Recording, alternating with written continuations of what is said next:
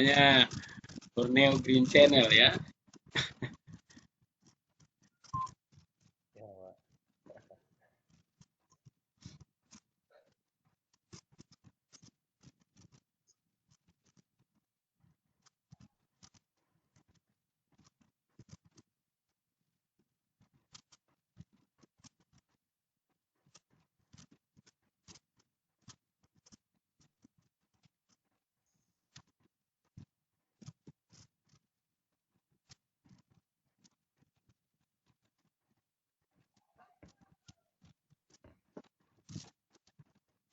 Mana kabarnya Herman? Puji Tuhan baik, Pak. Suaranya kok kecil ya? Kecil, Pak. Gimana situasi di Kalimantan? Situasi kalau corona ini udah zona merah nih, Pak. Khusus di daerah saya. Udah merah juga ya? Ya, Ada yang kena COVID, tetangga. kalau di sekitar rumah sini nggak ada sih, Pak.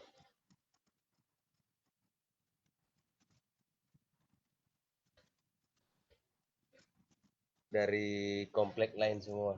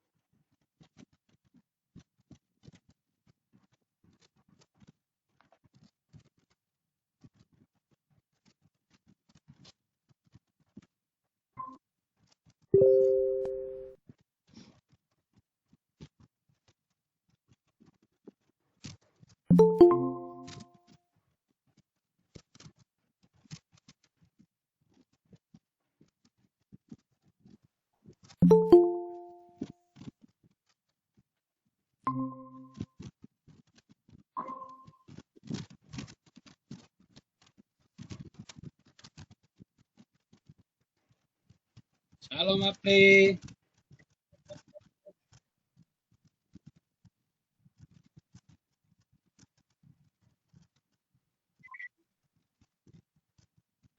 Salam Bapak. Ya, gimana kabarnya hari ini? Kamu hari ini terlihat lebih segar.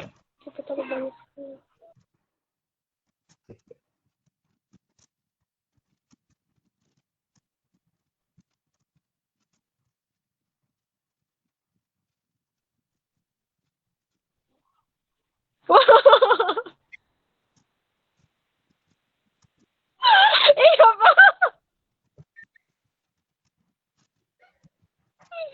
Terima kasih Bapak. Aduh, terlihat segar.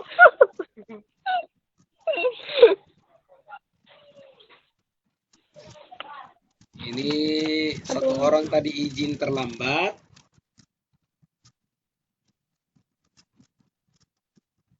Kita tunggu. Yang isi daftar hadir berapa ya? Baru 3 tadi, Pak, saya lihat. Iya, Saya belum isi. Matius, Lihat Mas Kevin Dimus, sama Nuh.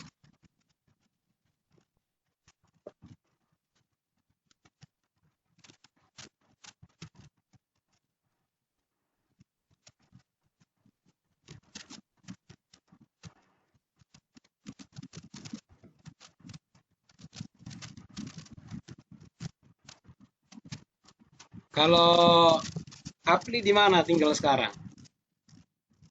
Di Soe kah? Saya di Sumba Bapak. Oh, di Sumba. Di Sumba Bapak. Sumba Iya mana Bapak, ini? Sumba Barat. Sumba Barat ya. Sumba Barat Bapak. Di mana Iya, Sumba Bapak. Barat? Kalau Sumba Timur saya tahu karena ada kakak di sana. Sumba Barat gimana? Gimana? Apa Sumba hijau, Barat merah? ya baik. Hijau ya? Atau ada juga yang kena Kadang COVID? hijau, kadang merah juga. Kadang hijau, kadang merah. Waduh. Ya, Ada, iya kadang hijau, kadang merah. Sekarang hijau kembali lagi Bapak. Waktu itu merah, ada 15 orang, terus katanya lagi 20 orang.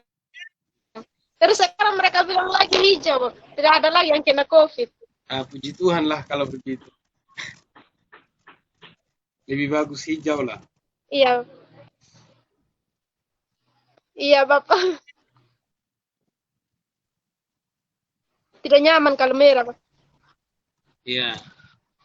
Tapi sekalipun seperti itu harus tetap berjaga-jaga. Iya Bapak.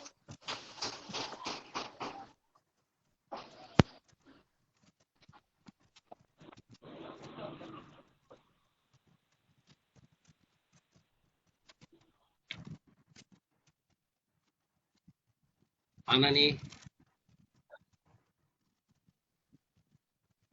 Saya lagi bagikan linknya, Pak. Mungkin bisa di Japri, di Japri. Ya, lewat Japring.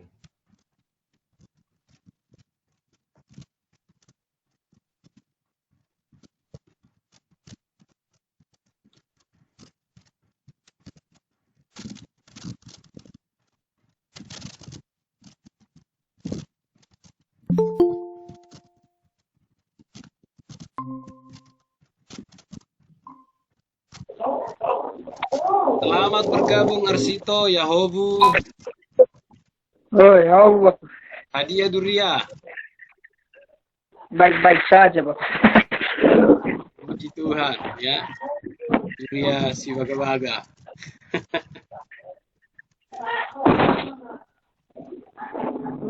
Nias, bagaimana perkembangannya Nias? Oh, dikatakan sih Pak Nias ya, zona merah. Zona merah ya. Tapi belum saya pernah lihat orang yang kena COVID ini, yang semata saya sendiri. Dan sebaiknya jangan. Sebaiknya jangan juga. Kan kalau orang yang positif kita nggak bisa temui, hanya tim medis, nggak boleh sembarangan. Oh iya. Siapa lagi nih Matius? Nimus ini mana Nimus nih? Dia isi tapi belum nongol juga.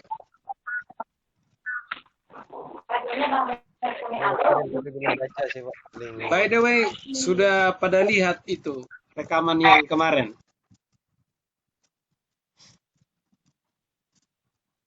Belum sempat buka, Pak. Baru di-download tadi. Baru download tadi ya.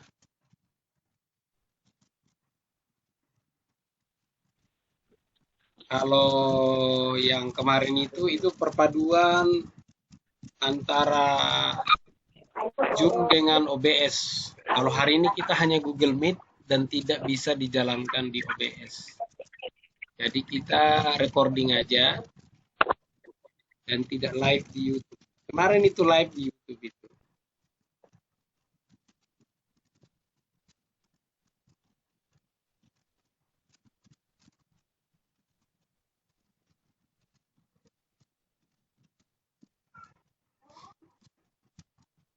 Ini nanti juga saya upload di YouTube ya, supaya ada kenang-kenangan lah. Selain saya upload nanti di kuliah, juga di YouTube. Tapi mungkin bagian awalnya diedit sedikit.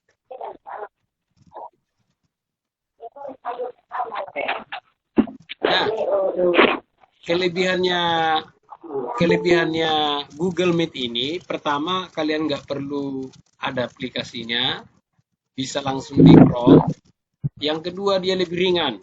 Kalau misalnya nanti ada kendala-kendala, misalnya jaringan kurang jelas, udah nggak usah diaktifin kameranya. Kalau mau jaringannya kurang stabil, tidak perlu diaktifin kameranya, maka dia akan stabil terus. Ya. Jadi kalau jaringan kalian misalnya tidak terlalu kuat, tidak usah diaktifin kameranya, Nah, itu bisa dia lebih stabil suaranya.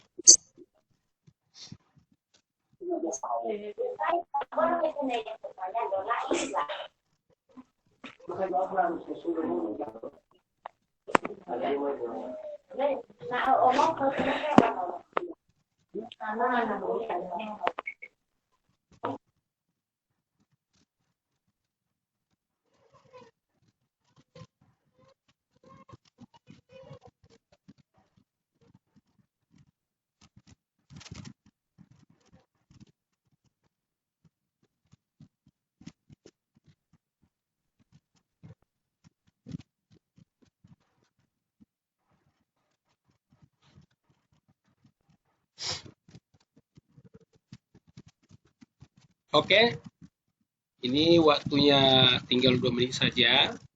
Sebelum kita mulai, Apriana memimpin kita dalam doa terlebih dahulu. Silakan.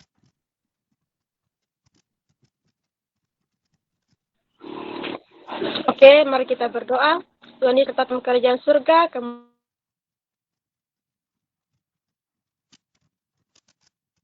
Terima kasih Tuhan atas penyertaan-Mu hingga pada saat ini Bapak. Tuhan Yesus yang baik, pada saat ini Bapak kami anak-Mu hendak berkuliah mata kuliah kontemporer. Kita Tuhan berkati kami Bapak sehingga apapun yang disampaikan oleh dosen kami boleh mengerti memahaminya Bapak. Terima kasih Tuhan Yesus yang baik.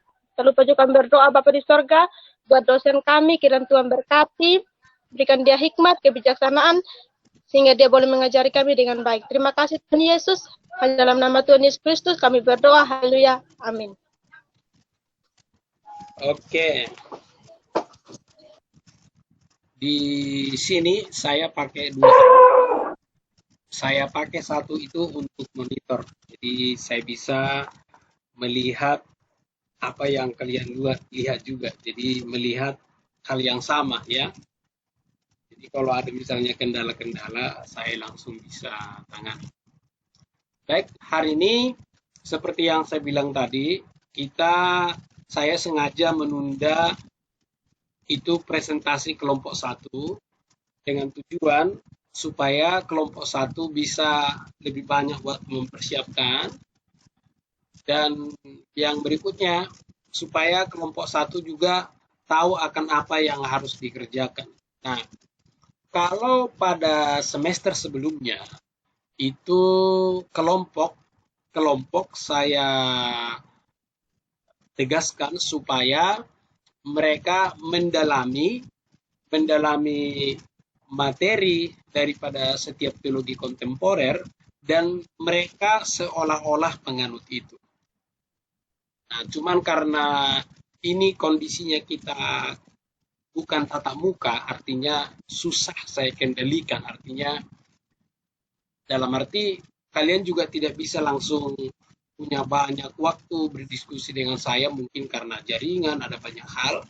Sehingga kalau misalnya kalian timbul kegalauan, kerisauan, nah itu tidak bisa saya kendalikan secepat mungkin. Begitu berbeda dengan di kampus, kalau misalnya ada mungkin kegalauan dalam pikiran kalian seperti yang dibilang Arsito kemarin, ini semuanya masuk akal Pak, kayaknya benar nih gitu kan.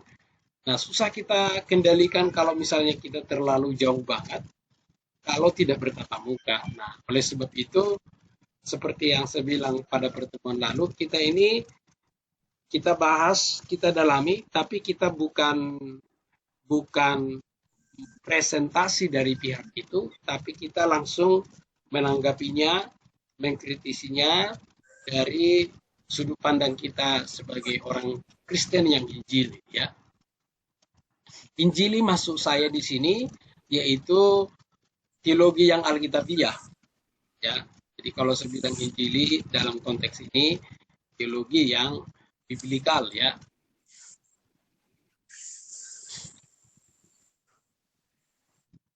Oke, kita akan mulai materi hari ini. Hari ini kita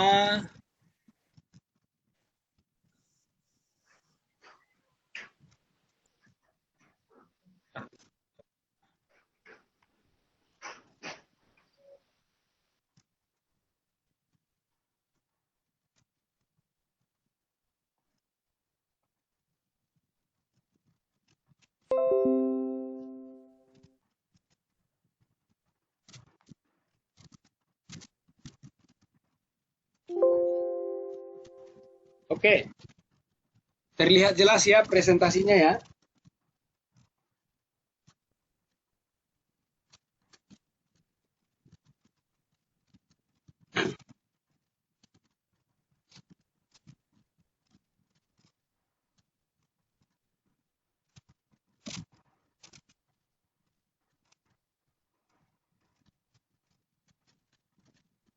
Hari ini kita membahas secara khusus teologi historisis ya. Teologi historisis artinya kalau disebut teologi historisis itu adalah teologi yang menekankan atau teologi yang penekanannya itu adalah sejarah. Jadi melihat Alkitab itu dari sudut pandang sejarah. Ya. Kalau pertemuan kemarin kita belajar teologi liberal yang begitu menekankan rasio, ya kan? Yang begitu menekankan rasio, maka semuanya dilihat, semuanya diukur berdasarkan rasio. Nah, kalau teologi historisis semuanya dilihat itu sebagai sejarah. Nah, supaya lebih jelas, kita akan mulai ya. Yang pertama itu dari sejarah keselamatan, yaitu Oscar Cullmann, ya. Dia melihat bahwa sejarah keselamatan, ya. Dia melihat bahwa semua karya penyelamatan dalam Alkitab itu merupakan sejarah. Tapi bukan hanya sekedar sejarah seperti sejarah kemerdekaan bangsa Indonesia, tapi ini adalah sejarah keselamatan. Jadi setiap event yang ada di dalam Alkitab, setiap peristiwa yang ada dalam Alkitab itu dilihat sebagai sejarah penyelamatan. Dengan kata lain, dia fokus memang pada melihat Alkitab itu secara soteriologis, tapi dipandang dari secara historis. Jadi dengan kata lain, semua sejarah-sejarah yang ada di dalam Alkitab itu semua terpusat kepada karya keselamatan.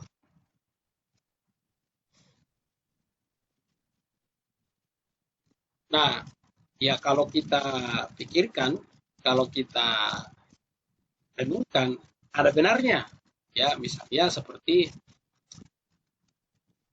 kejatuhan ke dalam dosa, itu bisa adalah sejarah awal daripada keselamatan.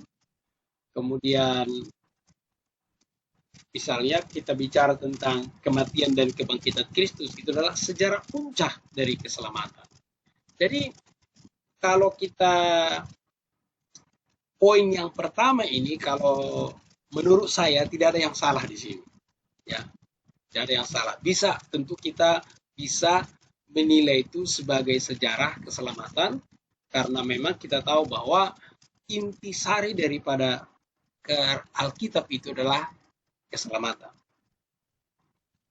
Hanya mungkin ada beberapa nanti catatan yang akan saya bahas di dalam sejarah keselamatan ini, jadi jangan ditelan bulat-bulat dulu ya. Jangan ditelan bulat-bulat dulu. Nanti masuk angin. Oke. Yang kedua,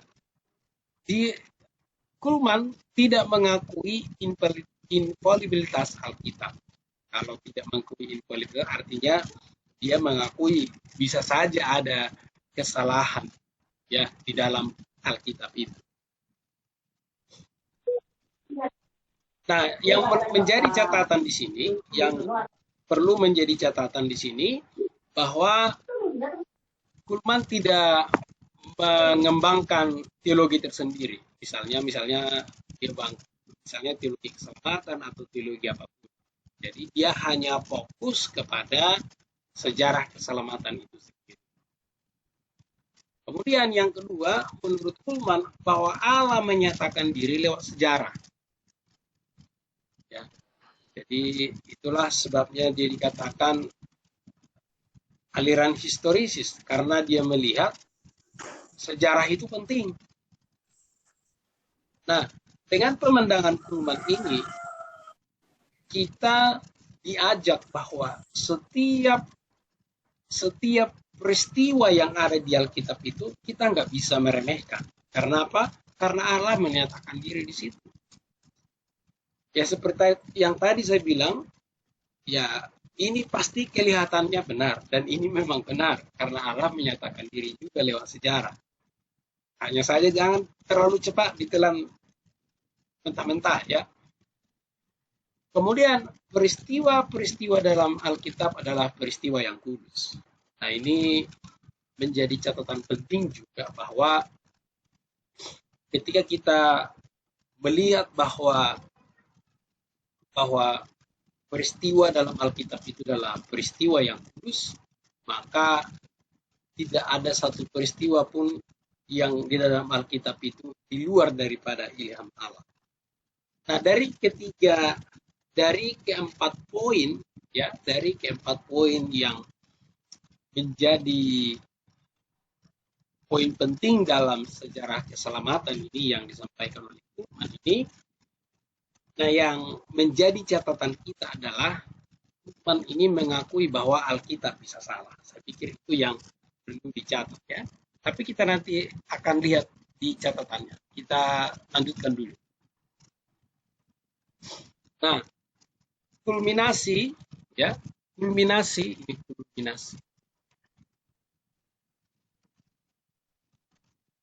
Kulminasi dari sejarah adalah kedatangan Yesus kedua kalinya. Jadi menarik sekali bahwa puncak dari sejarah itu semua, ya puncak dari sejarah itu semua adalah kedatangan Yesus yang kedua kalinya. Berarti dari sini kita melihat bahwa Kulman ini mengakui adanya eskatologi. Ya. Memang sekali lagi karena Kulman tidak mengembangkan teologi khusus sehingga kita tidak bisa juga banyak berbicara seperti apa kedatangan Yesus yang kedua kalinya dilihat dari segi sejarah. Tetapi secara garis besar Kulman menegaskan bahwa kedatangan kedua Yesus yang kedua itu adalah klimaks dari semua sejarah itu. Atau boleh dikatakan bahwa akhir daripada sejarah daripada manusia ini ketika Yesus datang kedua kali. Setiap peristiwa dalam Perjanjian Baru bernilai eskatologis. Seperti yang saya bilang tadi, memang Kulman tidak mengembangkan teologi tersendiri khususnya eskatologi, tetapi dia katakan bahwa setiap peristiwa itu punya nilai eskatologi. Ya. Artinya ada eskatologi itu berkaitan dengan masa yang akan datang. Jadi setiap peristiwa itu tidak bisa. Ya. Nah ini yang dia bilang lagi, setiap peristiwa kudus dalam Alkitab adalah berita yang paling krusial. Nah, yang ini mungkin sedikit kita garis bawahi, karena apa? Kulman itu lebih menekankan peristiwa. Nah, dan menurut Kulman yang paling krusial itu adalah berita Kristen yang paling penting. Jadi kalau kita berbicara seperti misalnya kitab Amsal ya, di situ kan banyak nasihat-nasihat.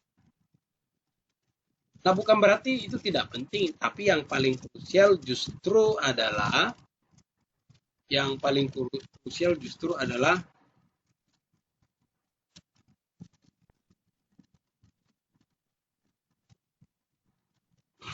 setiap sejarah ya. Itulah sebabnya dia sangat menekankan sejarah.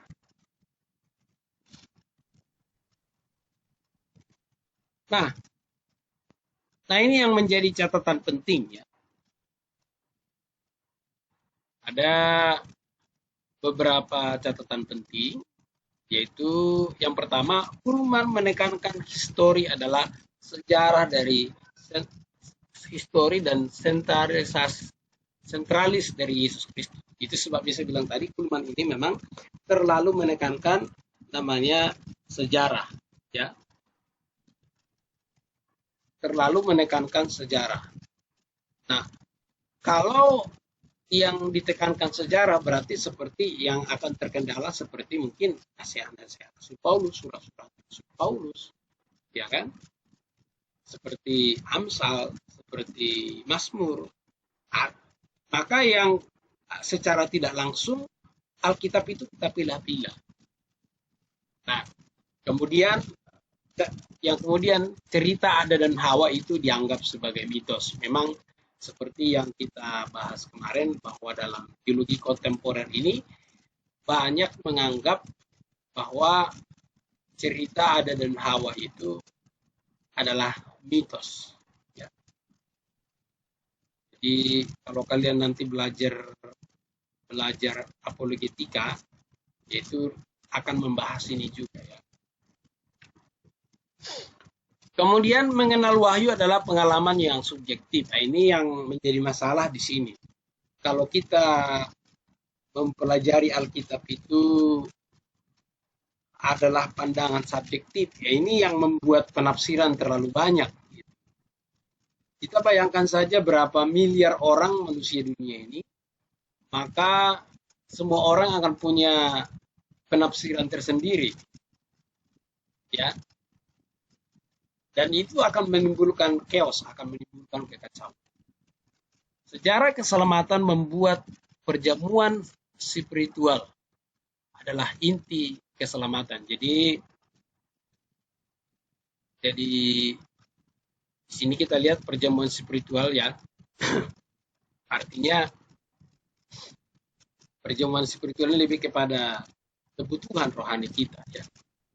Atau pertemuan-pertemuan rohani.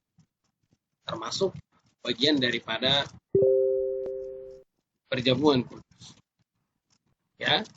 Jadi kita sudah bahas bagian yang pertama ya, pas waktunya saya memang tadi rencanakan 15 menit sehingga kita bisa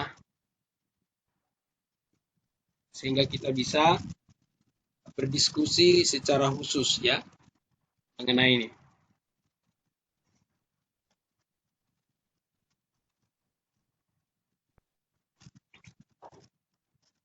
Oke, sekarang boleh dihidupkan kameranya. Bukan kameranya, maksudnya mikrofonnya ya. Kalau misalnya ada pertanyaan atau ada yang kurang jelas, ya silahkan ditanyakan ya.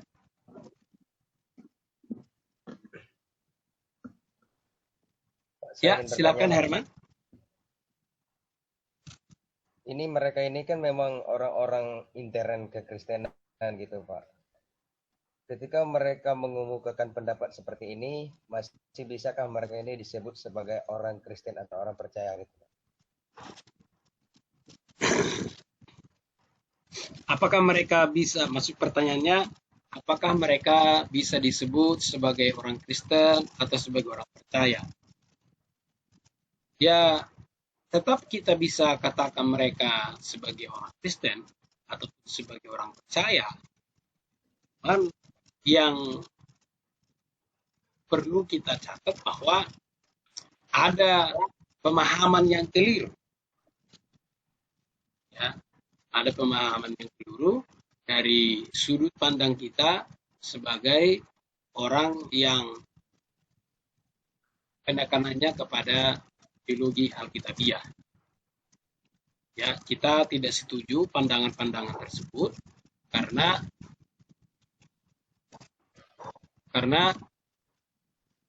kita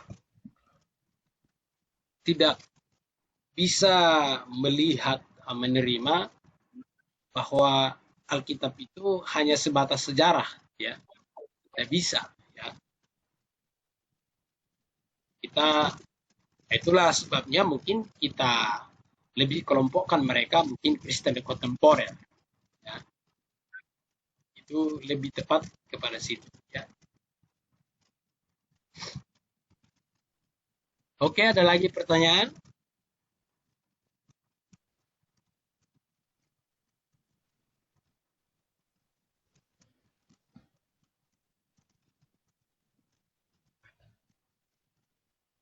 Pelmi bilang apa nih?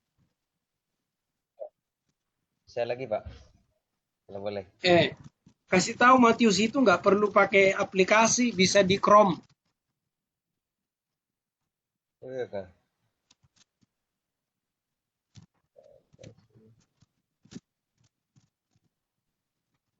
Ya, ini nggak perlu, saya nggak pakai aplikasi nih, langsung di itu aja, di Chrome. Chrome atau apa ya, Firefox ya.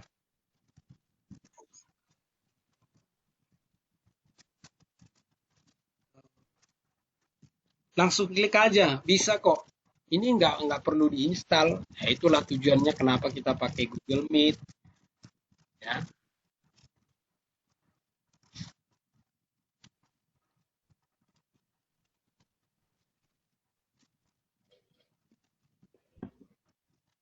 Oke, ada lagi yang mau ditanya? Boleh lagi nggak Pak? Ya, ya. Ini masih berkaitan dengan pertanyaan tadi. Nah, jika demikian, bisa nggak kita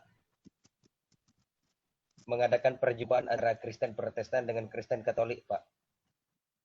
Apa? Karena berkaitan dengan penjelasan Bapak, karena memang hanya berbeda pendapat gitu. Nah, kan Kristen Katolik dan Kristen Protestan ini kan sudah terpisah sejak lama. Boleh nggak kita mengadakan penyatuan kedua kekristenan ini dengan alasan yang Bapak tunjukkan tadi? Karena memang ini kan hanya berbeda dari segi penafsiran, dari segi pemahaman, dan dari segi cara melihat Alkitab gitu, Pak. Boleh nggak itu? Boleh diperjelas ulang? Karena ini kan begini, Pak. Kan orang kontemporer ini kan pemahamannya beda dengan pemahaman kita, tetapi kita masih menyebut mereka Kristen. Bisa nggak kita nyata doktrin gereja Katolik dengan doktrin gereja Protestan? Karena memang maksudnya tujuannya itu masih berfokus kepada Kristus gitu, Pak. Bisa gitu. Begini, kita bisa saja kita mengakui mereka sebagai Kristen, tapi kalau orang Katolik sendiri, dia akan lebih nyaman dikatakan sebagai orang Katolik. Sama seperti tokoh sebelumnya seperti Calvert, ya kan? Orang lain melihat dia sebagai liberal, tapi dia bilang saya bukan orang liberal, saya adalah orang neo-ortodoks. Kenapa dia katakan dia neo-ortodoks? Karena dia hanya menggunakan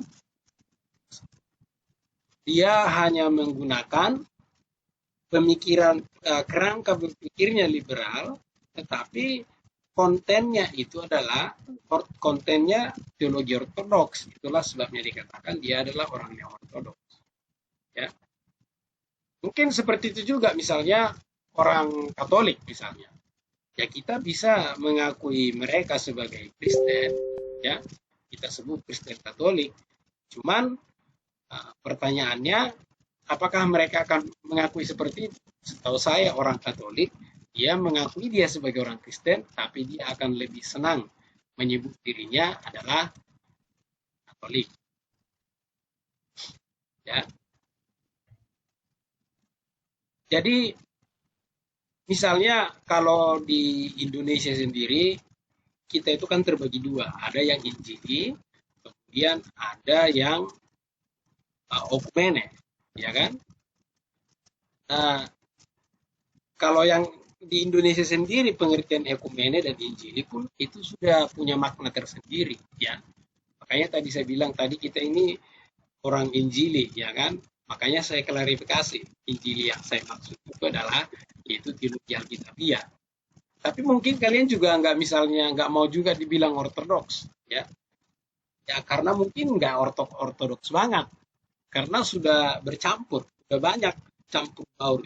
Ya.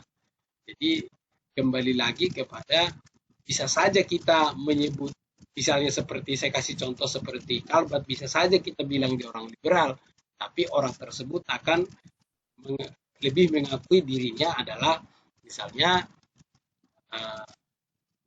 seperti bilang dia kontemporer, ya kan?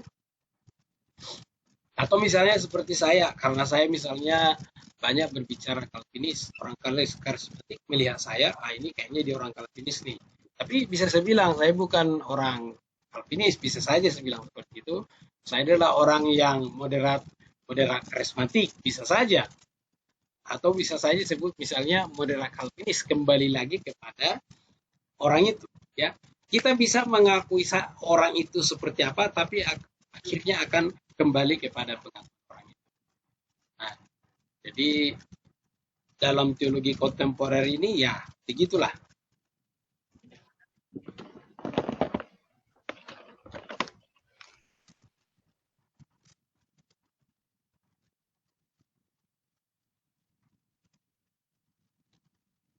Oke, ini ada 2 yang berusaha masuk.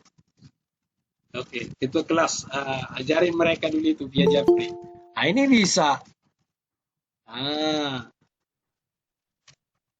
Lisman sudah bisa.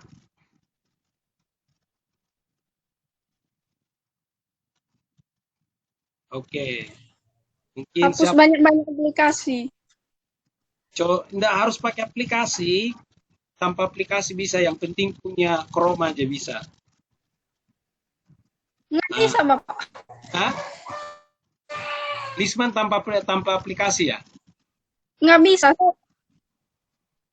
Hah? Bisa kok pakai Chrome. Ini saya pakai Chrome ini, nggak ada aplikasi ini. Coba lihat ya. Saya bagikan ke kalian ya. Nah, kalian lihat screen saya. Ya. Nah, coba kalian lihat. Nah, itu coba. Ya kan? Itu nggak ada aplikasi itu, langsung di itu. Langsung di itu kan? Langsung di Chrome-nya itu. Nggak ada aplikasi itu. Yang semester lalu juga begitu. Sama adik-adik tingkat kalian. Ya ini bisa.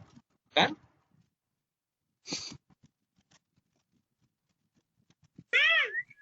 Itu bisa kan? Kalian lihat kan? Nggak ada aplikasi itu.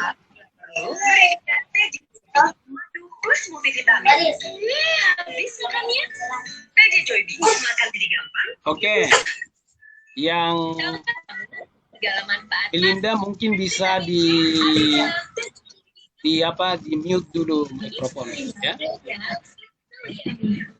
Nah, jadi bisa ya. Itu saya udah tunjukkan ke kalian bahwa saya tidak menggunakan aplikasi, langsung di Chrome. Ya memang saya sengaja memilih Google Meet ini karena Indah di mute dulu mikrofonnya.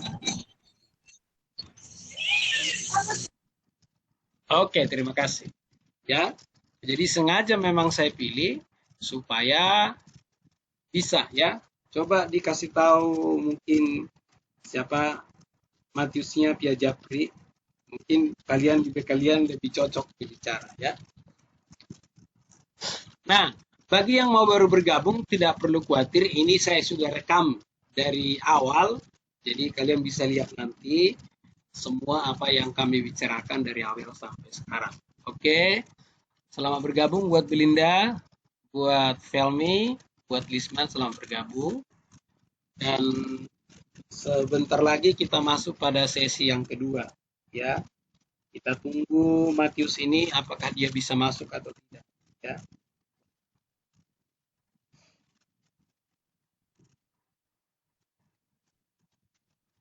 Oke, sambil kita masih ada 3 menit, mungkin seperti Apli, kemudian Herman, kemudian Arsito. Kalau misalnya ada yang masih ditanyakan, masih ada kesempatan bertanya 3 menit.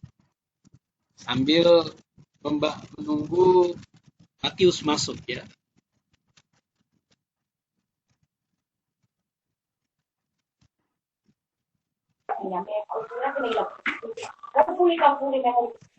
Ini sesi pertama kan Pak masih apa ya? Masih Kulman ya? Belum masuk panel.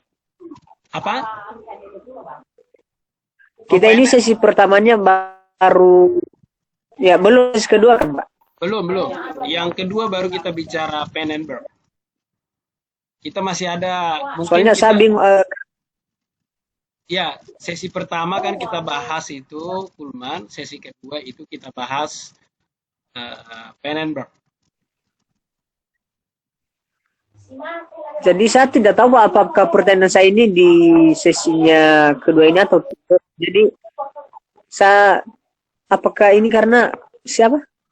Si Kulman tadi Pak yang mengakui bahwa Alkitab itu bukan wahyu Allah ya Pak? Iya, betul. Dia mengakui wahyu Allah, tapi wahyu itu bisa dipelajari dipelajari secara objektif. Kalau secara objektif berarti semua orang akan punya pandangan sendiri, ya. Semua orang punya pandangan sendiri dan bisa menafsirkan sesuka hati.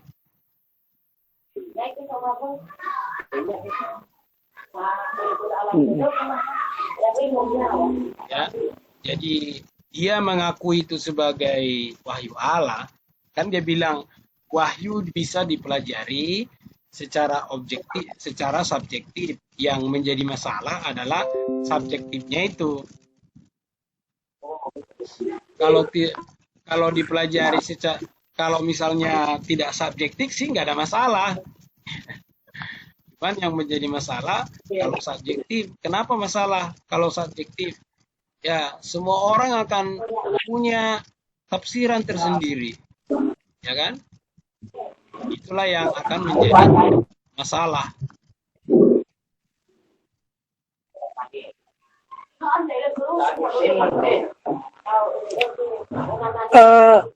Apa itu Pak Kulman itu kalau dia semuanya sejarah, kalau nggak salah menunjukkan sejarah PB itu adalah akhirnya fokusnya pada keselamatan eskaton ya. Eskatologi. Iya. Iya, betul. Alasannya kenapa? Jelaskan seperti yang dikatakan oleh yang dia katakan bahwa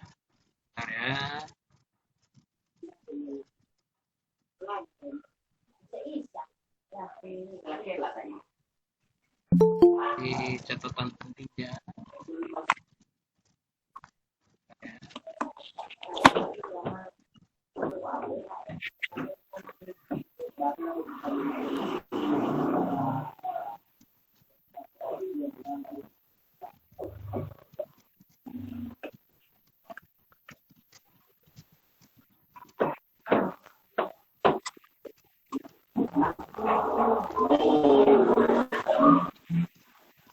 Oke.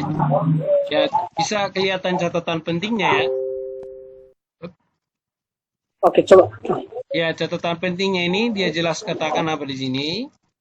Kulman menekankan histori dan sentralis ya, center atau pusat daripada semua histori itu adalah Yesus Kristus sendiri ya. Jadi ya sepertinya kulminasi dari sejarah itu adalah kedatangan Yesus yang kedua kalinya. Yesus datang yang kedua kalinya itu berbicara eskatologi ya. Jadi Kulman melihat kedatangan Yesus itu adalah puncak semua dari sejarah itu. Makanya dia sebut eskatologis. Yesus datang kedua kalinya kan itu berbicara eskatologis. Nah, itulah sebabnya dia katakan bahwa peristiwa dalam perjanjian itu semua bernilai eskatologi. Artinya mengacu kepada kedatangan Yesus yang kedua kalinya, atau boleh dikatakan mempersiapkan umat Tuhan pada kedatangan Yesus yang kedua kalinya.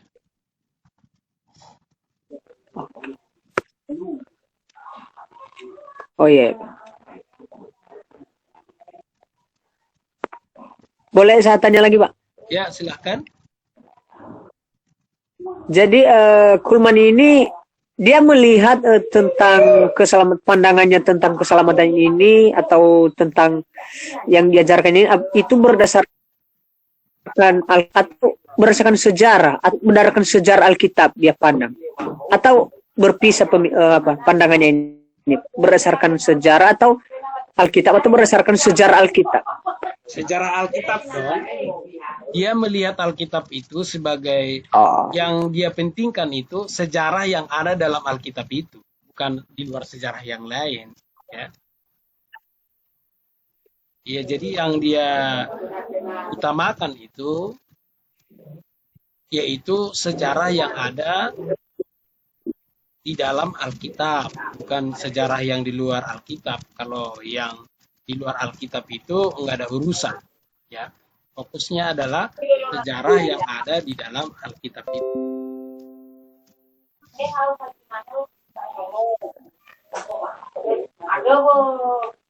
Oh, gitu.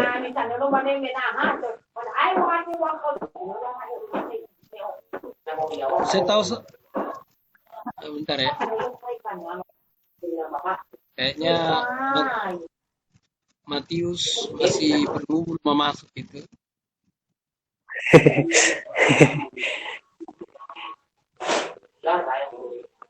Itu nggak perlu diinstal sebenarnya. Meet-nya kan Bu, aplikasi Meet. Iya, nggak perlu diinstal. Yang penting dapat linknya Kayaknya di di kasih tahu dia Lisman, mungkin kan ada link itu yang kirim Bapak kan. Tekan aja. Soalnya ini kalau sama saya ini pakai HP, jadi harus install. Saya nggak tahu kalau di laptop. Enggak, Ini handphone juga. di handphone juga nggak pakai itu. Di handphone juga nggak perlu pakai. Yang penting ada link ya kan, udah masuk. Kan ada linknya. Tinggal di copy linknya itu.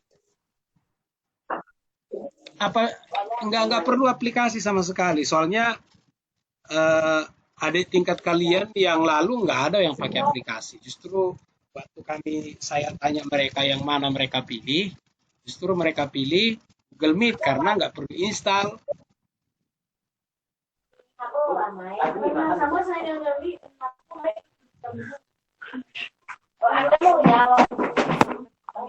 Oke, sebentar.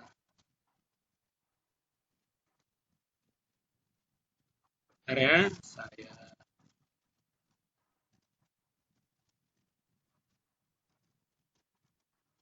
kita nggak harus sejam lah, lewat sejam sedikit nggak apa-apa lah ya.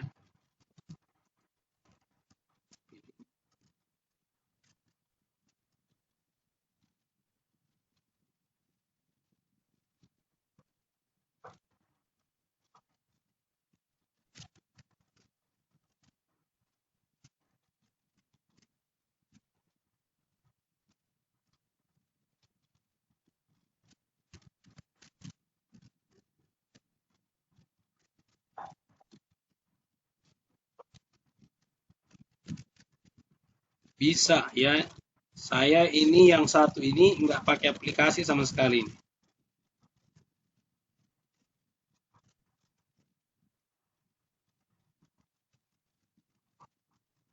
Cuman gimana saya menunjukkannya ya?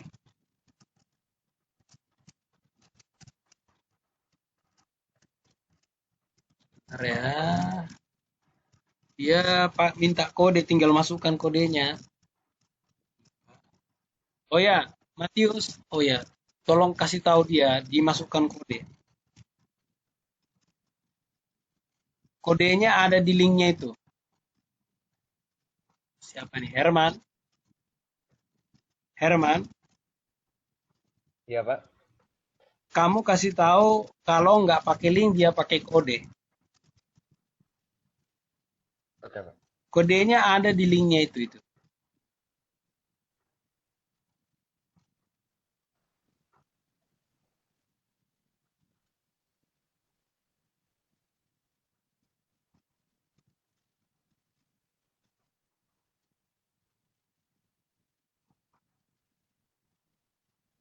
Nah,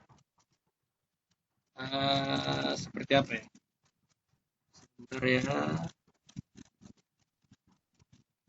Cuman nggak bisa bagi itu ya. Bagikan layar. Mulai berbagi. Lihat nggak itu? Ini saya nggak pakai aplikasi nih. Kelihatan nggak? Kelihatan, Pak. Iya. Jadi dimasukkan aja kodenya. Dia akan minta kode, tinggal dikasih kodenya. Mana lagi tadi? Dari sini, ya kan? Dia pilih emailnya yang mana. Ini tinggal dia pakai kode ini di sini. Yang gabung pakai kode, ya kan? Udah, karena ini saya sudah gabung, ini saya bergabung tanpa aplikasi nih. Saya nggak ada aplikasi Google Meet. Ya, langsung gabung pakai kode.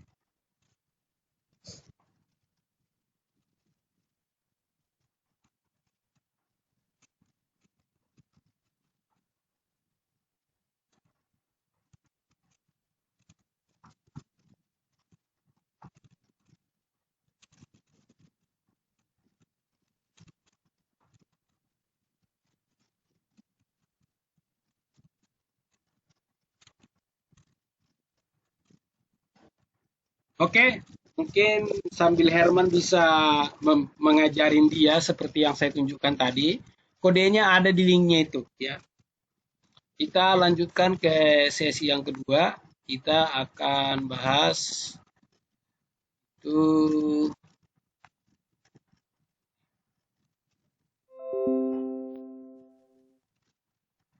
teologi kebangkitan, ya. Ini mungkin sangat cocok dengan pelita dunia ini, ya.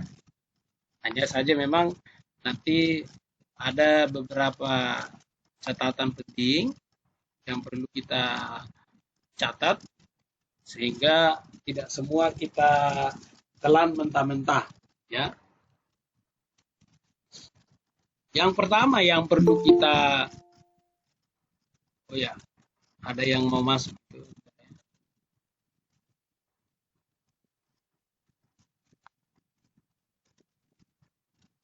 Mana?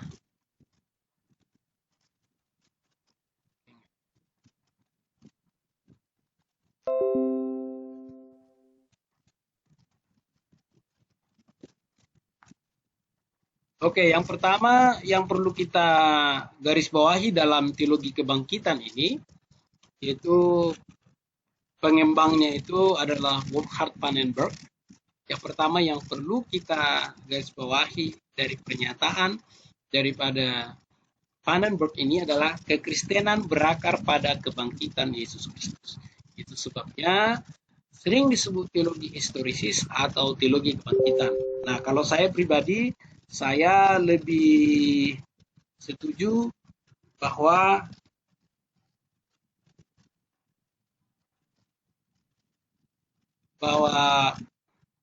teologi ini lebih kepada teologi kebangkitan. Memang dia dalam kategori historisis karena apa? Karena nanti Pannenberg menekankan semua peristiwa dalam Alkitab adalah wahyu. Jadi dia masih fokus pada setiap peristiwa-peristiwa. Nah, jadi seperti yang saya sebut di awal, karena mereka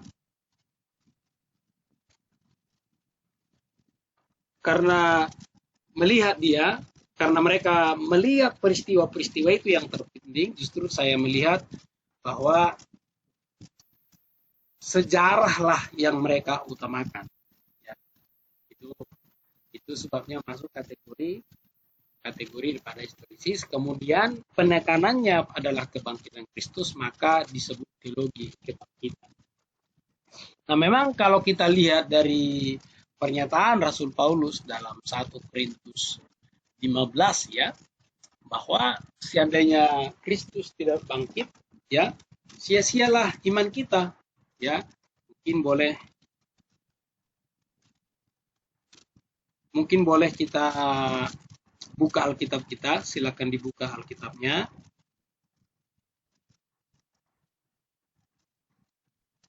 ya, dalam 1 Korintus 15 ya.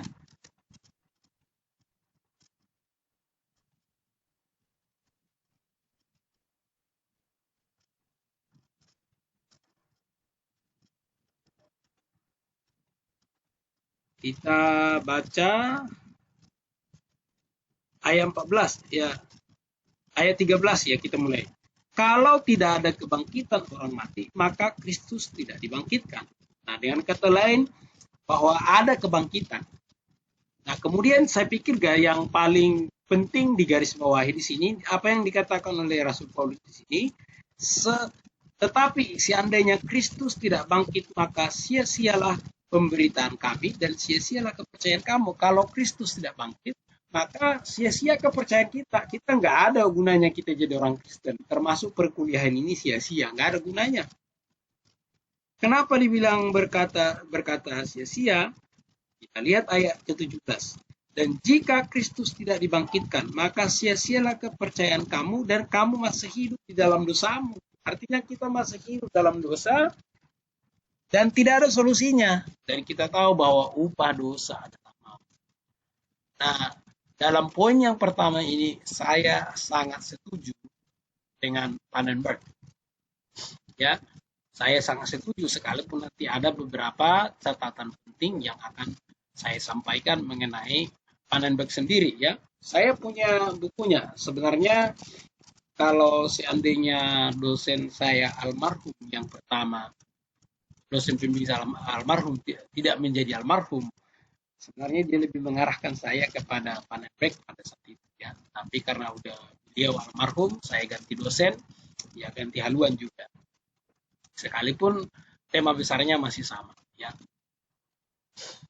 Kemudian yang kedua, semua peristiwa kitab suci untuk suatu iman yang sah. Maksudnya apa seperti ini? Semua sejarah dalam kitab suci itu, semua sejarah dalam Alkitab itu adalah iman yang sah. Dengan kata lain, tidak ada peristiwa yang dalam Alkitab itu tidak bermanfaat bagi iman kita. Ya mungkin misalnya seperti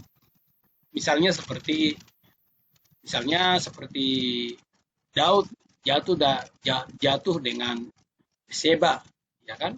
Mungkin kita nggak merasa penting itu. Ya mungkin kepentingannya tidak sama dengan kepentingan Yesus Kristus mati, tetapi tetap itu bermanfaat bagi iman kita. Misalnya seperti peristiwa Boas dan Ruth, yaitu satu peristiwa. Itu pun itu iman yang sah, sekalipun nanti nggak bisa kita samakan dengan pentingnya dengan kebangkitan Kristus. Makanya Pannenberg menekankan puncaknya itu, sentralnya itu adalah kebangkitan Kristus. Lalu semua peristiwa-peristiwa yang ada dalam Alkitab itu bermanfaat bagi iman kita. Karena apa? Karena semua peristiwa dalam Alkitab adalah wahyu. Ya, jadi kalau kita mengikuti pemikirannya Pannenberg ini, ya misalnya seperti Yehuda dan Tamar diceritakan di situ kan, kalau orang melihat itu kan seperti pornografi ya. Tapi tetap itu adalah wahyu.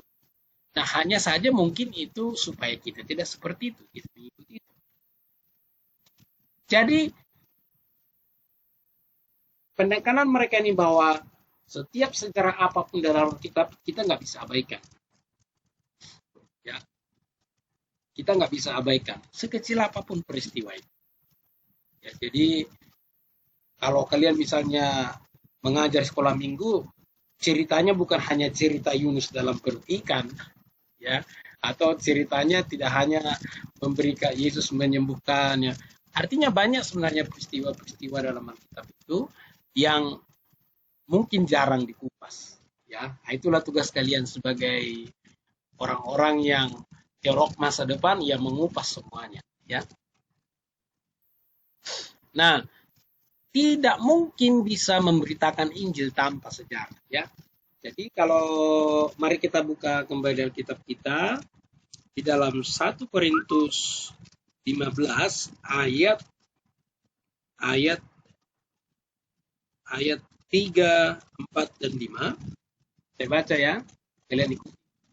Sebab yang sangat penting telah kusampaikan kepadamu, yaitu apa yang telah kuterima sendiri, ialah bahwa Kristus telah mati karena dosa kita sesuai dengan kitab suci, bahwa ia telah dikubur dan bahwa ia telah dibangkitkan pada hari yang ketiga sesuai dengan kitab suci.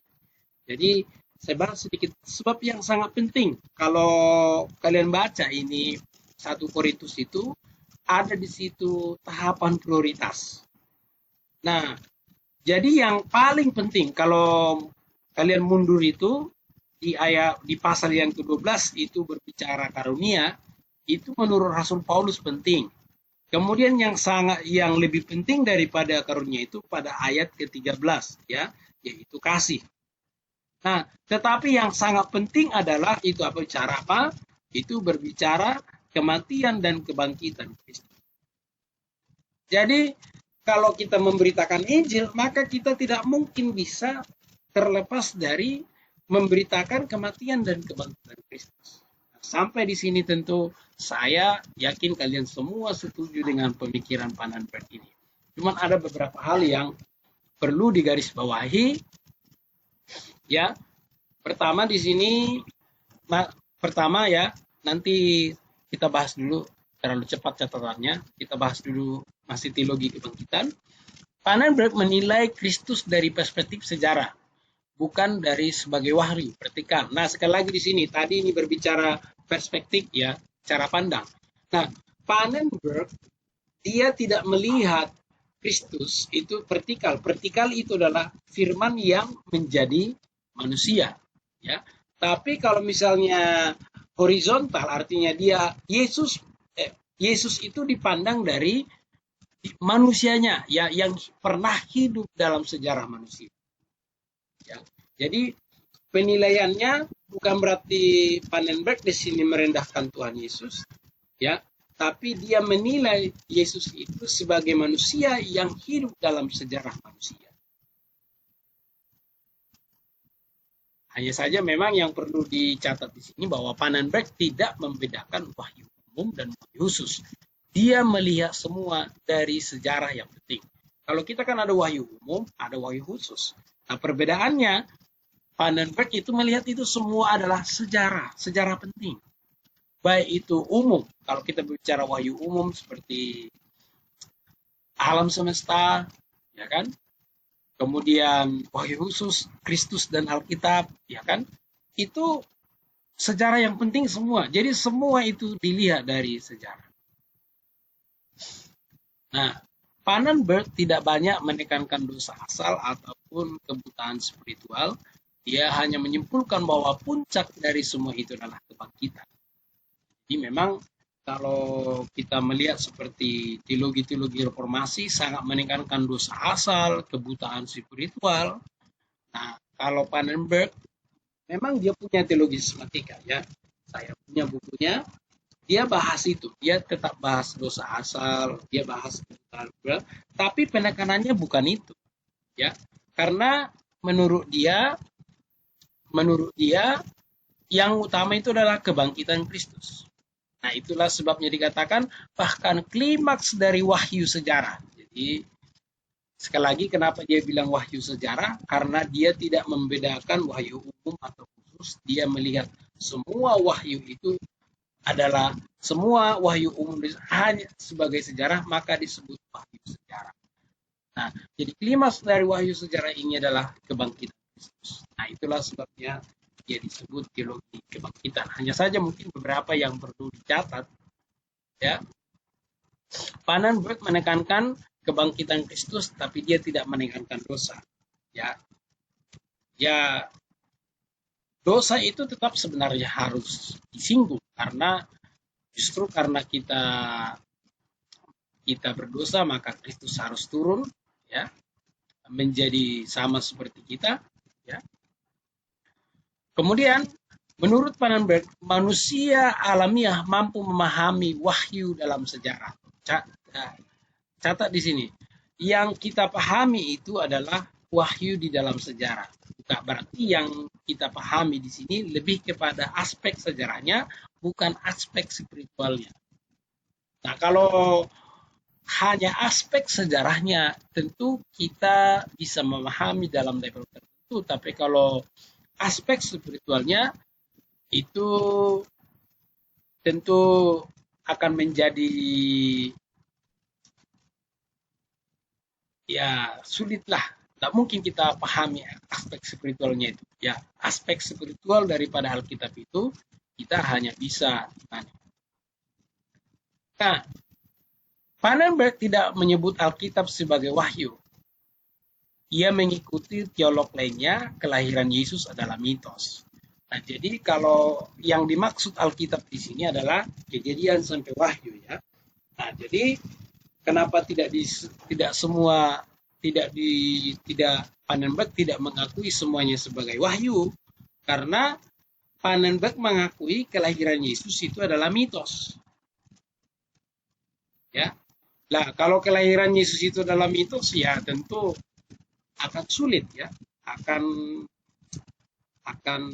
terkendala ya. Artinya kebangkitan Yesus itu pun tidak akan sempurna. Kemudian seperti yang berikutnya ya,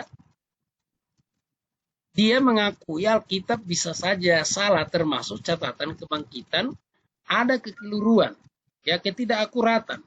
Jadi dia menekankan kebangkitan Yesus Kristus, tapi di dalam Alkitab, di dalam mencatat kebangkitan itu ada informasi yang tidak akurat. Jadi itulah sebabnya menurut Pannenberg, sejarahnya yang penting. Sejarah itu yang memegang otoritas, bukan kitab suci. Maksudnya seperti ini. Oke lah, Alkitab kita itu sudah dikumpulkan semua. Tetapi yang memegang otoritas dalam Alkitab itu sendiri adalah sejarah yang tertulis. Ya. Contohnya seperti yang dikatakan kebangkitan Yesus itu tidak akurat. Ya, ada ketidakakuratan. Oke lah, nggak masalah. Mungkin ceritanya tidak akurat. Tapi otoritasnya di situ adalah Yesus bangkit. Ya. Mungkin seperti para teolog lainnya yang berkata seperti nanti kalau kalian belajar mitologisasi, ya, di situ berkata kalau dalam mitologisasi itu berkata apa? Nggak penting seperti apa, nggak bagaimana cerita itu diceritakan, mau bagaimana mitos itu diceritakan, tapi yang utama nilai yang diajarkan daripada mitos itu.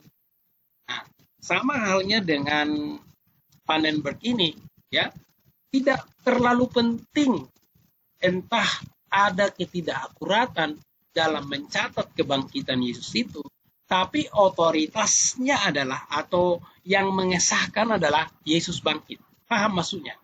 Oke lah, ceritanya mungkin tidak akurat, tapi yang utama Yesus bangkit. Atau kalau mau saya sederhanakan begini, mungkin kalian mendengar bagaimana cerita Indonesia merdeka, mungkin macam-macam, anggap aja lah begitu. Tapi mungkin ceritanya berbeda-beda. Tapi yang utama Indonesia merdeka. Jadi, the main idea bukan bagaimana cerita Yesus itu dibangkitkan, tapi yang utama itu adalah Yesus bangkit. Saya tahu ini akan banyak menimbulkan pertanyaan, oleh sebab itu saya buka ruang pertanyaan di sini. Silahkan, mari berdiskusi. Ya, tidak bertanya, Pak. Ya, silakan. Ini juga saya mau bertanya. Saya agak bingung juga. Ini si Peno ini mengakui, dia berkata tadi bahwa Alkitab, dia tidak mengakui kalau Alkitab itu wahyu Allah ya. Iya. Atau dia mengikuti juga, dia juga mengikuti teologi lain katanya. Iya, betul. Artinya dia tidak mengakui tentang contohnya kelahiran Yesus. Tapi dia mengakui bahwa Yesus itu bangkit, betul. Iya, betul. Nah, bagaimana Anda mengakui orang yang bangkit padahal Anda tidak mengakui kelahirannya? Sama seperti itu. Ya, itu tadi saya bilang. Jadi ide utama daripada ide utama daripada Pannenberg ini bukan bagaimana diceritakan, tapi peristiwa itu. Apa maksudnya? Oke lah, mungkin dia bilang, ya Yesus, karena orang tidak tahu bagaimana Yesus lahir, akhirnya dibuatlah cerita bagaimana dia lahir. Tapi bagi dia itu tidak terlalu penting. Dia bilang yang penting Yesus bangkit. Nah, masalahnya dia berkata ada ketidakakuratan dalam catatan itu. Oke, nggak ada masalah ketidakakuratan itu. Mungkin tidak akurat, tapi intinya adalah Yesus sudah bangkit. Ngerti maksudnya? Ngerti, Pak? Berarti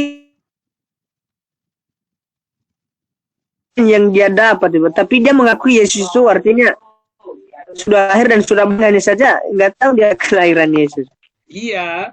Atau bagaimana? Dengan kata lain begini, dia mengakui Yesus itu lahir. Ya.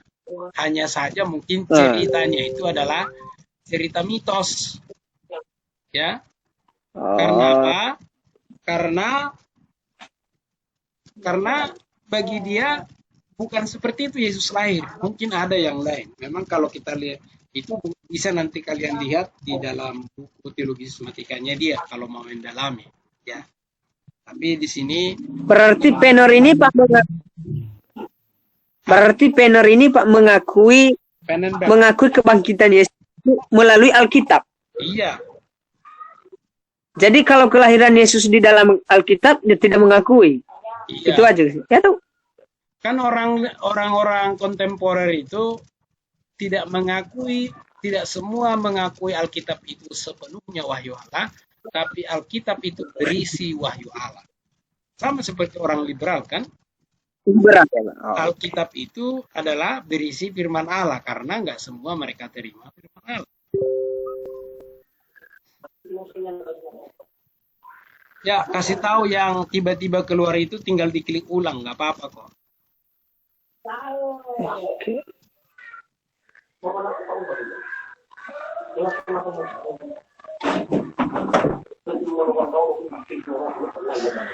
Oke, ada lagi pertanyaan? Saya Bapak. Iya, Isman. Pannenberg ini juga tidak mengakui bahwa Yesus itu adalah Allah itu sendiri. Kenapa saya mengatakan ini? Jelas dalam apa yang dikatakan Pannenberg bahwa Allah, bahwa Yesus itu, bahwa kebangkitan Yesus itu hanyalah mitos. Di mana dia katakan itu? Yang dia bilang itu cerita yang dia bilang itu cerita kelahirannya. Cerita kelahirannya itu bukan dia lahir secara mitos. Yesus secara tidak langsung dia mengakui Yesus pernah lahir, tapi Yesus yang pernah lahir itu menurut dia tidak seperti itu ceritanya, karena itu cerita mitos. Pasti ada cerita lain, hanya saja memang Pannenberg tidak menunjukkan mana cerita yang benar. Jadi ada satu pemikiran kenapa berangkat dalam semua berkata mitos, ya ada mengakui mitos itu karena ada nilai yang ditarik dari situ, yaitu dia menunjukkan Yesus lahir. Nah, yang idenya di situ. Jadi mitos itu ada yang menunjukkan bahwa Yesus itu lahir gitu loh. Ya walaupun menurut mereka pasti ada cerita lain, walaupun sampai saat ini mereka tidak bisa menunjukkan bahwa ada cerita yang benar. Ya, kan harusnya kalau orang bilang ini mitos, harusnya bisa juga dong tunjukin yang mana yang asli, ya kan? Hanya saja mereka juga tidak bisa menunjukkan yang mana yang benar.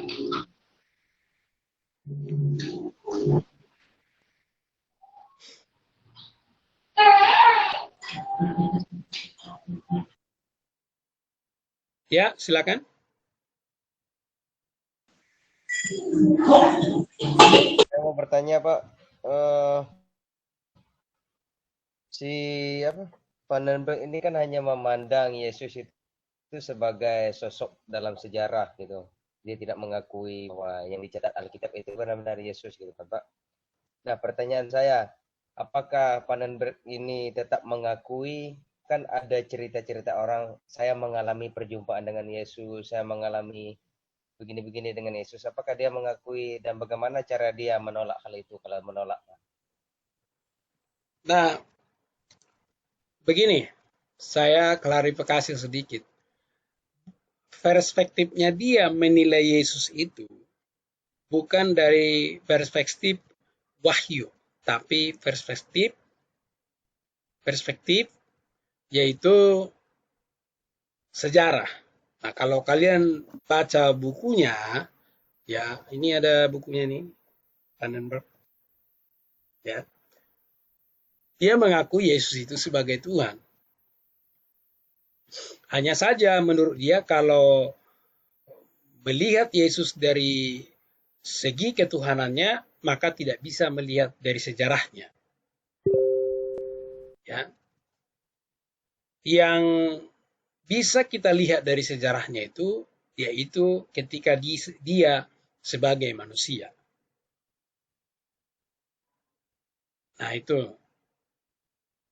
Jadi di dalam bukunya jelas dia mengakui Trinitas, tapi pendekatannya dalam teologi kebangkitan, dia melihat itu semua dari sudut pandang sejarah.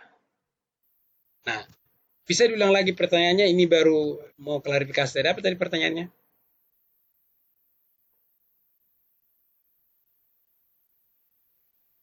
Apakah dia ini mengakui bahwa Yesus itu bukan hanya dalam sejarah saja dalam kebangkitannya, tapi dia benar-benar nyata bangkit, maksud saya dibuktikan dengan ada pengalaman seperti misalnya Paulus dalam Alkitab itu Pak. Oh, Dan dia mengakui itu semua. Yang perlu mungkin begini, ketika dia bilang ada ketidakakuratan, berarti mungkin ada yang janggal. Mungkin ada yang janggal di dalam catatan-catatan para penulis Injil itu, menurut dia. Tapi sekalipun ada kejanggalan, bukan berarti itu membatalkan peristiwa yang terjadi itu.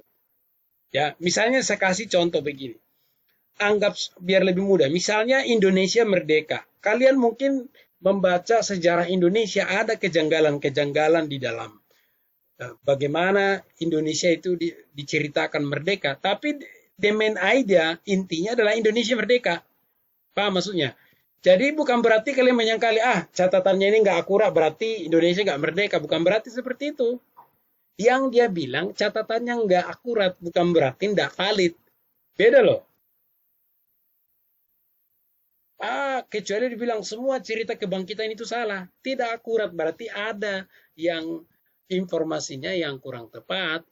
Tapi dia tidak menyangkali kebangkitan itu. Mestinya menurut Pannenberg ada cerita yang lebih akurat. Hanya saja juga dia tidak menunjukkan yang mana akurat.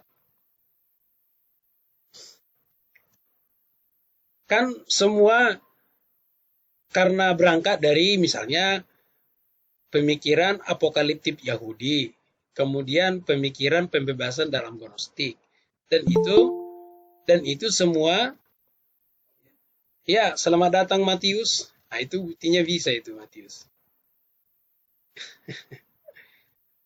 Ini mesti install kah? Saya nggak install tadi itu. Oke lah, selamat datang lah. Ya. Gak apa-apa, nanti kamu bisa dengarkan rekamannya. Ini saya rekam. Dan nanti langsung saya posting kalau sudah jadi.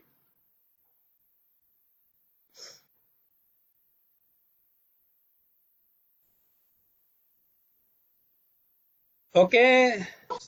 Ada lagi yang mau bertanya? Apli mungkin? Nimus?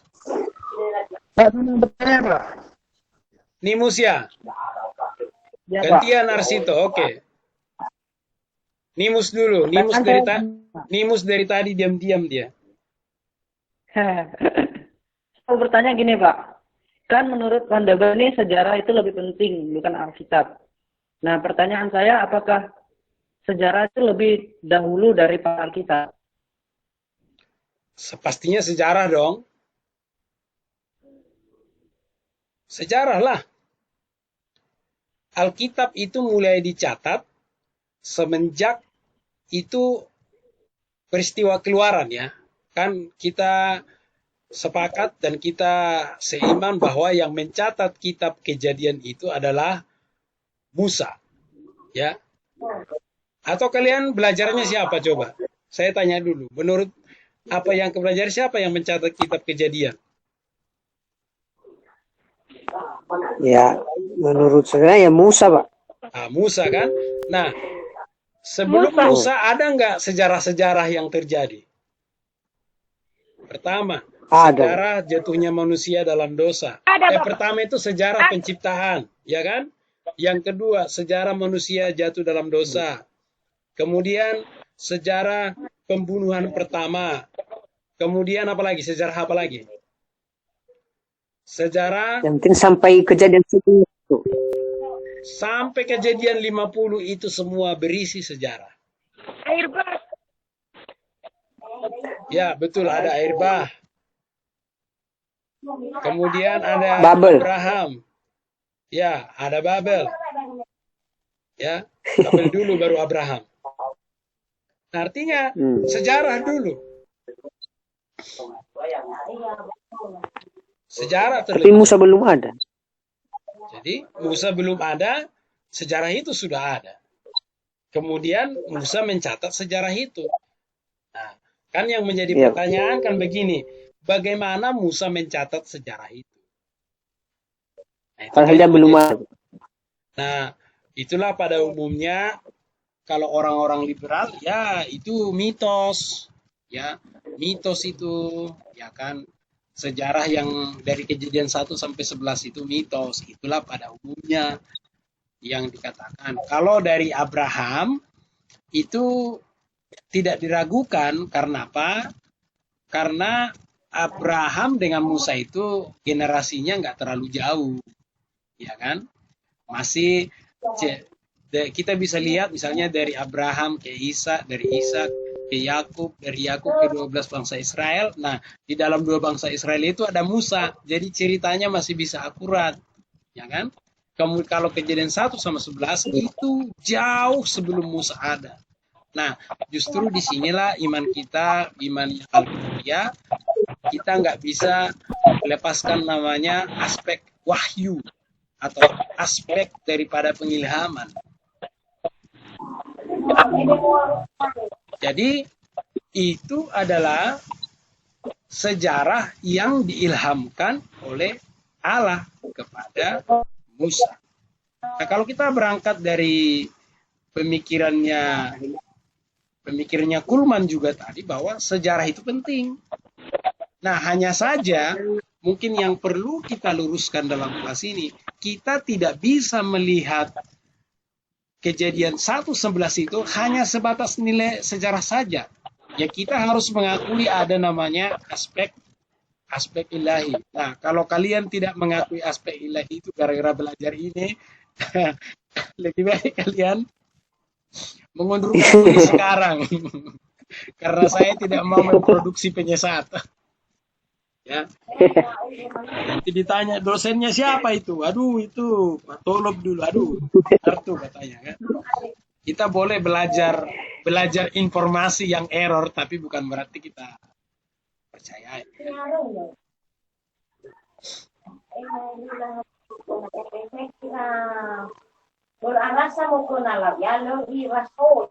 Ya, gimana Nimus? Paham maksudnya, Nimus? Iya Pak, sudah Pak. Oke ya. Ya, Arsito apa lagi tadi pertanyaannya? Begini kan Pak, kan si Penerbay ini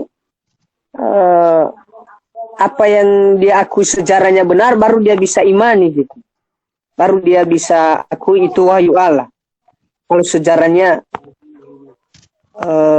akurat dalam pemikirannya. Atau kan tentang kelahiran tentunya kan Pak nggak benar dalam pandangannya secara Alkitab. Iya, karena kan dia nggak mengakui sepenuhnya Alkitab itu adalah wahyu Allah. Iya. Karena dia mengakui di akhir daripada materi yang Bapak berikan itu bahwa sejarah itu lebih otoritas yang paling tinggi sejarah daripada otoritas kitab suci. Iya, betul.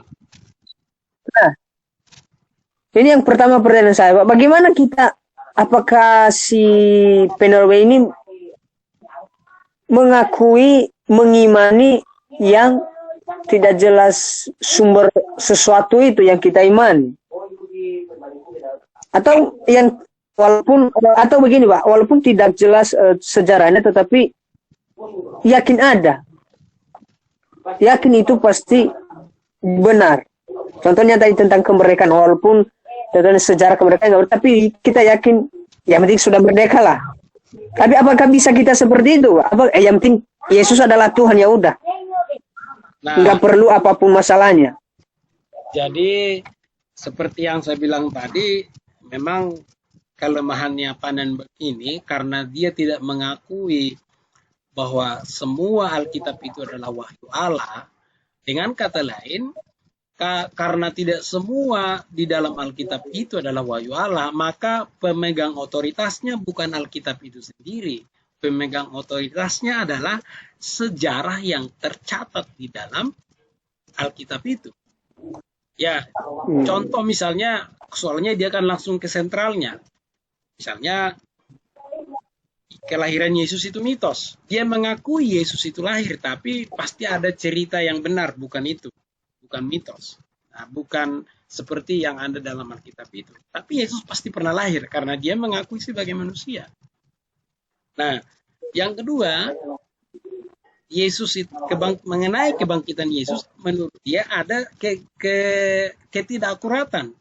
Tapi sekalipun catatan dalam Alkitab itu tidak akurat, yang utama adalah Kristus sudah bangkit. Makanya yang memegang otoritas itu bukanlah Alkitab itu sendiri, tapi sejarah yang tercatat di dalam Alkitab itu sendiri.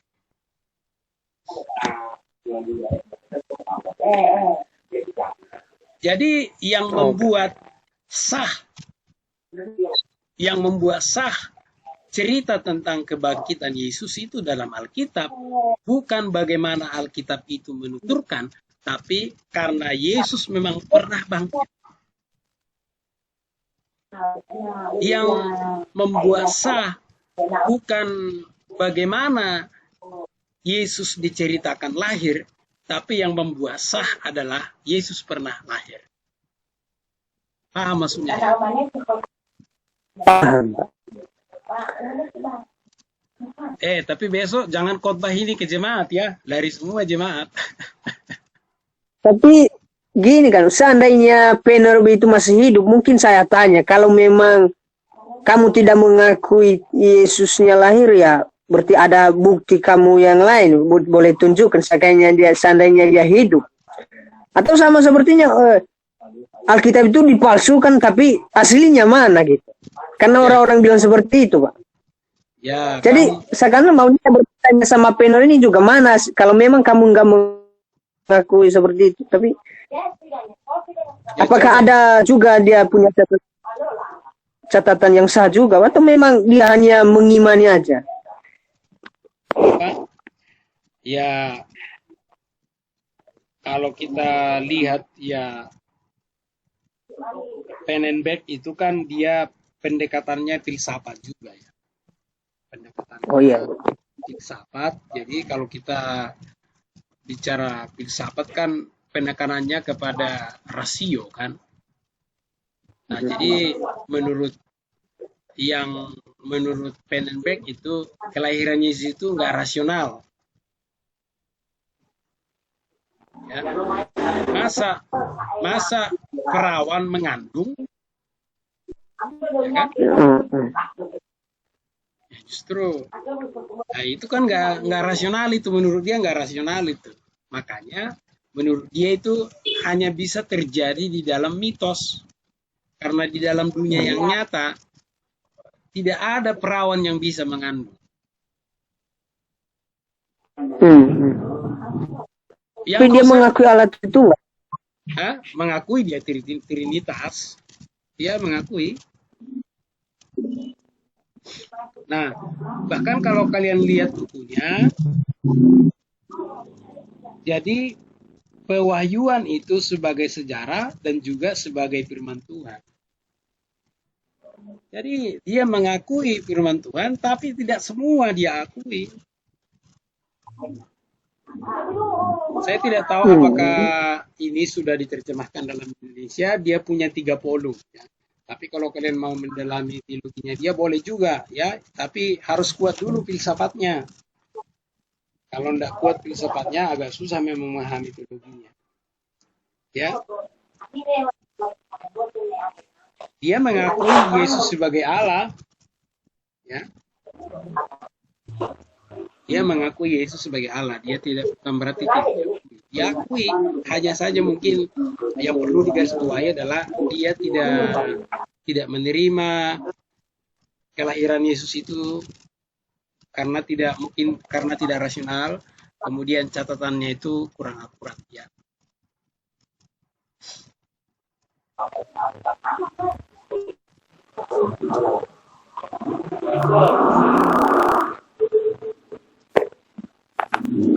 Oke, ada lagi?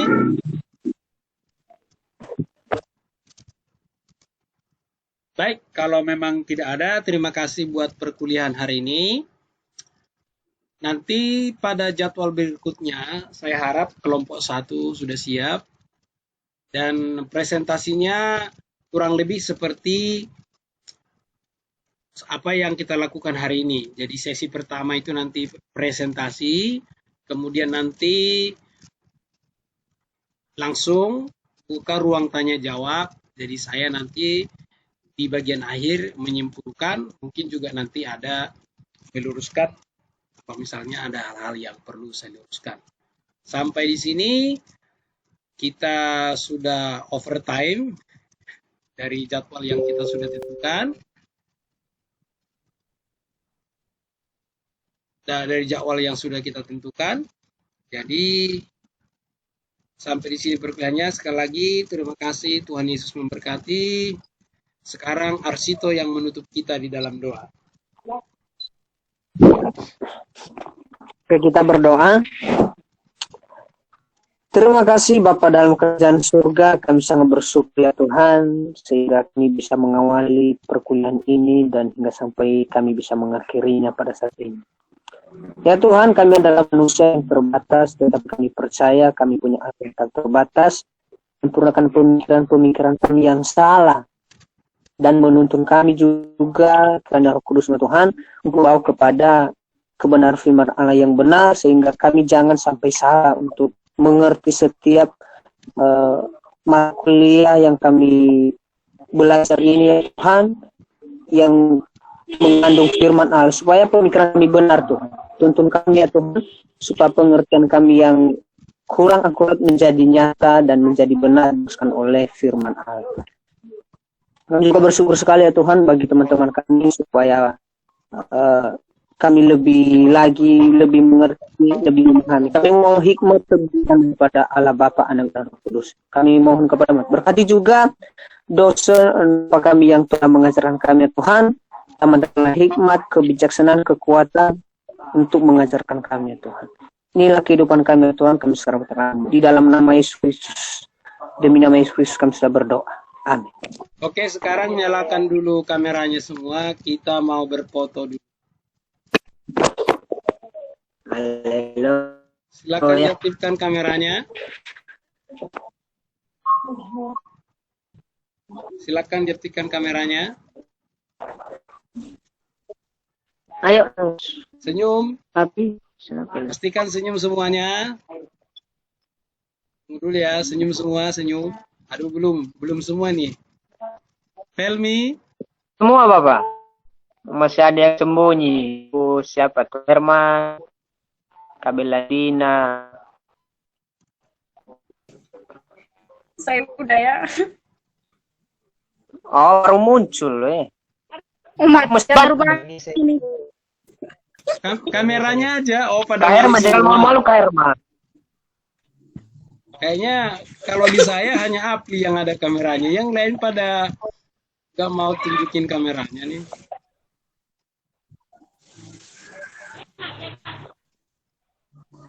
Mungkin mereka belum mandi kali. Malu mereka. Oh ya udahlah. Kalau begitu Harus itu paling saya screenshot apa adanya aja. Oke. Ada gambar mereka nanti.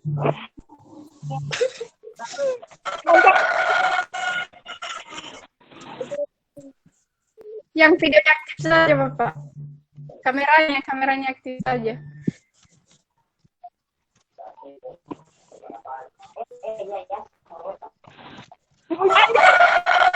Oke. Sekali lagi. Ini nanti di kiri Pak. harus itu. Orang belum semua itunya. Belum semua itu.